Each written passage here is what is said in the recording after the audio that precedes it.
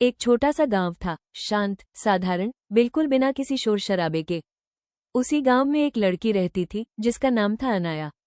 वो हमेशा सोचती रहती थी कि उसकी जिंदगी में ऐसा क्या है जिसे वो ढूंढ नहीं पा रही। घर के काम, खेत की मदद, रिश्तेदारों की बातें, सब कुछ चल रहा था, पर मन का खालीपन जैसे कहीं भी नहीं भरता था। एक दिन वो अकेली नदी किनारे बैठी थी।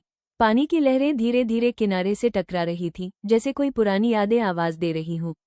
उसने हाथ पानी में डाला और खुद से पूछा, मैं क्या चाहती हूँ? आखिर मेरी तलाश क्या है? उसी समय उसके कानों में एक वृद्ध महिला की आवाज आई, जो तलाशते हैं वे रास्ते खुद बना लेते हैं। अनाया मुड़कर देखने लगी। एक बुजुर्ग दादी खड़ी थी, मुस्कुराती हुई, जैसे सब कुछ जानती हो। अनाया ने हिम्मत करके पूछ लिया, दादी, मुझे समझ नहीं आता, मेरा रास्ता कौन सा है? दादी ने उसके हाथ पर हाथ रखते हुए कहा, रास्ता बाहर नहीं होता, भीतर होता है। जब भीतर की आवाज साफ सुनाई देने लगे तो हर दिशा आसान लगती है। उसी पल जैसे अनाया के अंदर कुछ खुल गया।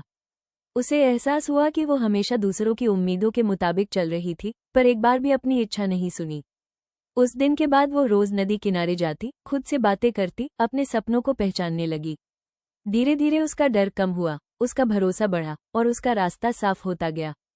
कुछ महीनों बाद उसने गांव में ही बच्चों को पढ़ाना शुरू किया। शुरुआत छोटी थी, पर उसके मन की खुशी बड़ी थी। हर बच्चे की मुस्कान उसके लिए उत्तर बन गई। दादी की बात अब उसे पूरी तरह समझ आ चुकी थी। रास्ता वही होता है जिसे दिल चुनता है, बस खुद को सुनना पड़ता है।